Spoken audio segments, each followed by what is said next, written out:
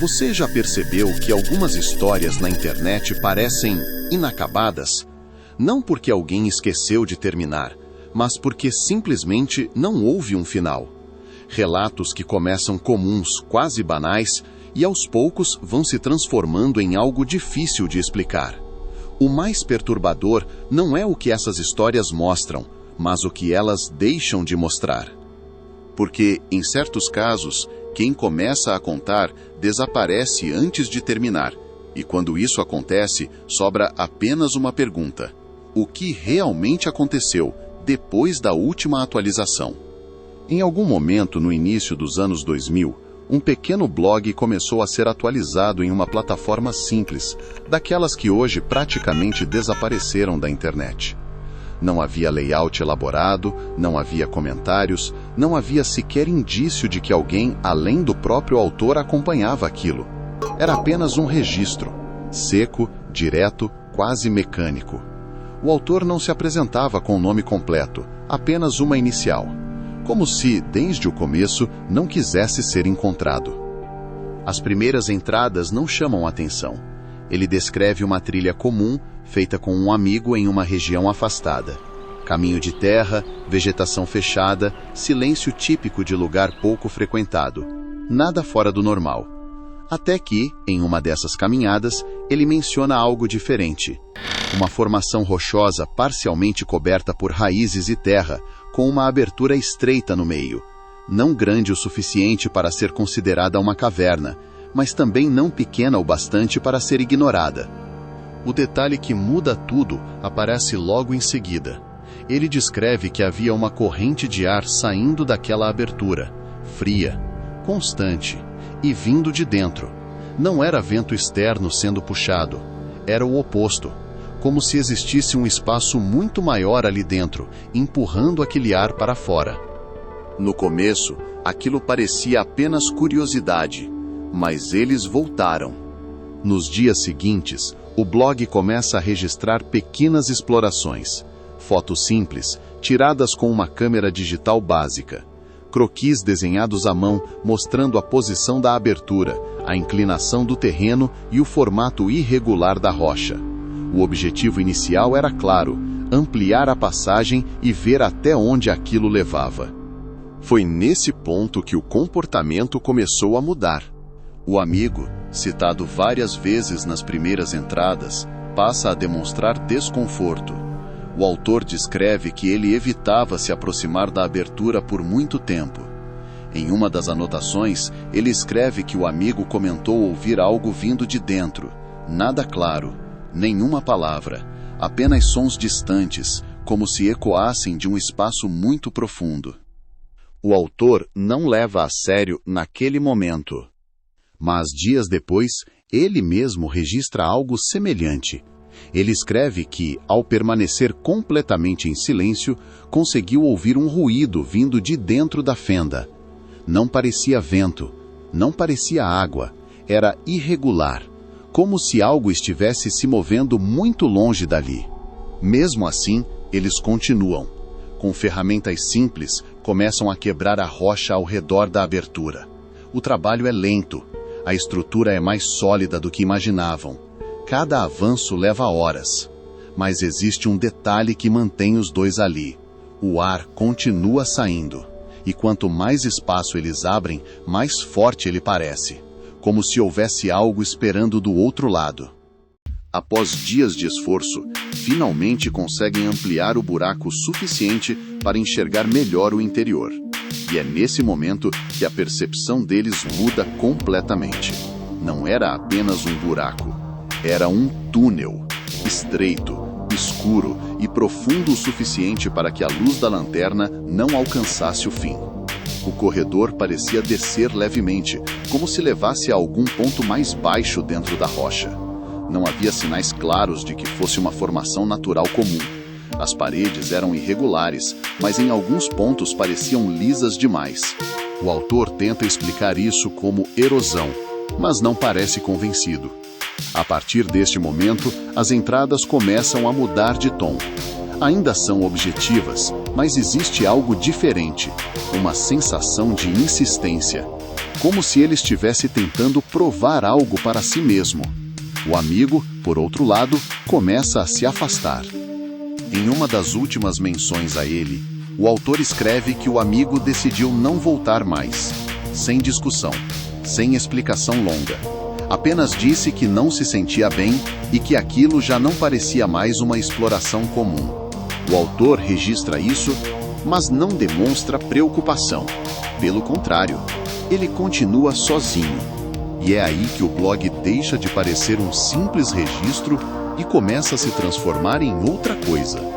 Nas entradas seguintes, ele passa a descrever não apenas o local, mas a forma como se sente ao estar ali. Fala de calafrios, de uma sensação constante de estar sendo observado, mesmo quando está sozinho. Em um trecho, ele escreve algo que se repete mais de uma vez. Não é medo do lugar, é a sensação de que o lugar sabe que você está ali. Mesmo assim, ele continua. Ele amplia ainda mais a passagem. E, eventualmente, entra. A descrição dessa primeira entrada no túnel é curta, mas suficiente para mudar completamente o rumo da história. Ele diz que, ao atravessar a abertura, percebeu que o espaço interno era maior do que imaginava. O ar era mais frio, mais denso. O silêncio, mais pesado. A luz da lanterna parecia ser absorvida mais rápido do que deveria. Mas o que mais chamou sua atenção não foi o espaço, foi a sensação. Ele escreve que, pela primeira vez, teve certeza de que não estava sozinho. E a partir desse momento, tudo começa a piorar. A partir desse momento, o blog deixa de parecer um simples registro de exploração e começa a se tornar algo mais difícil de interpretar. As entradas passam a ser mais frequentes, mas ao mesmo tempo mais curtas, como se o autor estivesse escrevendo rápido demais ou tentando registrar tudo antes de esquecer algum detalhe importante. Ele começa a falar sobre o corpo, tremores nas mãos, dificuldade de respirar ao se aproximar da entrada, uma sensação constante de frio que não desaparecia mesmo longe da caverna.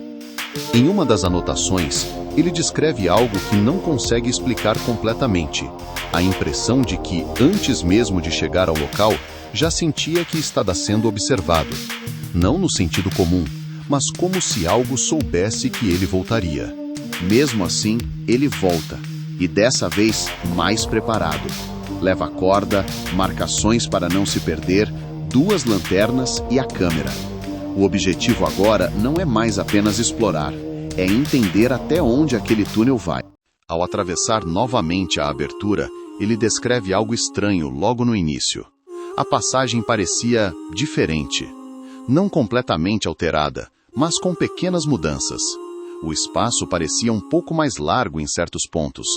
Nada estranho, mas o suficiente para que ele parasse e registrasse no blog. Eu não lembro de ter tanto espaço aqui. Ele tenta se convencer de que é apenas memória falha, e continua. À medida que avança, começa a marcar o caminho nas paredes. Pequenos riscos, feitos para garantir que conseguiria voltar. O túnel desce levemente, fazendo com que cada passo leve a um ponto mais profundo, mais escuro e mais silencioso. Mas o silêncio não dura. Ele escreve que, em determinado momento, começou a ouvir algo novamente. Dessa vez, mais claro. Não era um som constante, não era vento, não era água. Era uma sequência. 3 sons curtos. Uma pausa. E depois, silêncio. Ele para, espera e ouve de novo. 3 sons. Uma pausa. Silêncio. Ele não descreve exatamente o que eram esses sons, mas deixa claro que não pareciam naturais. Não era eco, não era coincidência. Parecia repetição. Mesmo assim, ele continua avançando, até que chega a um ponto diferente do restante do túnel, um espaço um pouco mais amplo. Não grande o suficiente para ficar de pé completamente, mas suficiente para se mover com mais facilidade. Ele chama esse lugar de abertura no blog. E é ali que ele encontra algo que muda completamente o tom das últimas entradas. Marcas na parede. Não rachaduras, não desgaste natural. Linhas, longas, verticais, profundas o suficiente para serem notadas mesmo com pouca luz. Ele tenta explicar. Diz que poderiam ser causadas por algum tipo de formação geológica, mas a forma como escreve deixa claro que nem ele acredita totalmente nisso. E então ele faz algo que já havia feito antes. Ele tira uma foto. Na hora, nada parece fora do normal. Mas quando volta para casa e analisa a imagem, percebe.